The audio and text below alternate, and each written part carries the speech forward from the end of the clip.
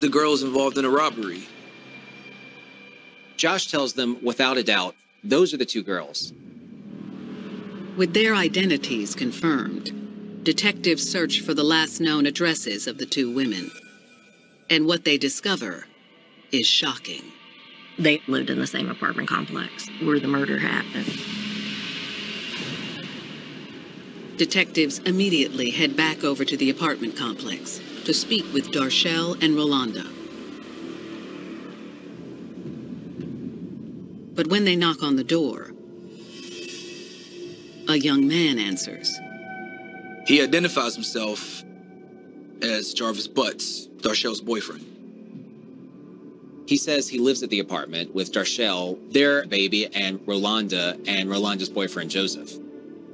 Detectives suspect that Jarvis and Joseph could be the two men responsible for the shooting that their girlfriends helped carry out. They didn't really have any evidence against the guys, but they did have solid evidence against Darshell and Rolanda. When Detective Moeller glances inside the apartment, she spots even more evidence against Darshell. I look down and I see a red dress.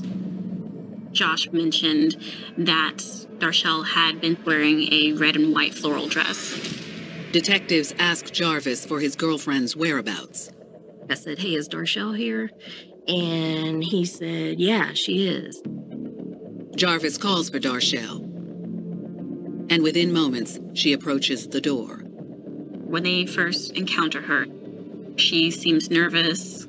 Detectives tell Darshell she's under arrest for felony murder and armed robbery.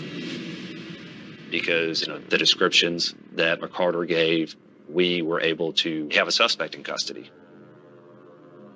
She was shaking, visibly shaking. She just immediately starts crying. I was like, okay, here we go. Detectives don't have enough evidence to arrest Jarvis, but they ask him to come with them to the station for questioning. Surprisingly, he agrees. He's actually pretty cooperative. As for Rolanda Fripp and Joseph Brown, detectives put out an APB for the young couple.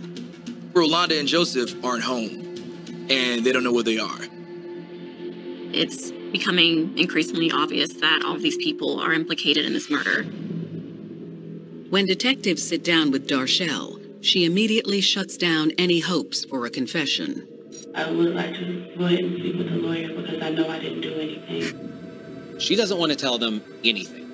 She's not going to answer any of their questions. It was frustrating. It was disappointing.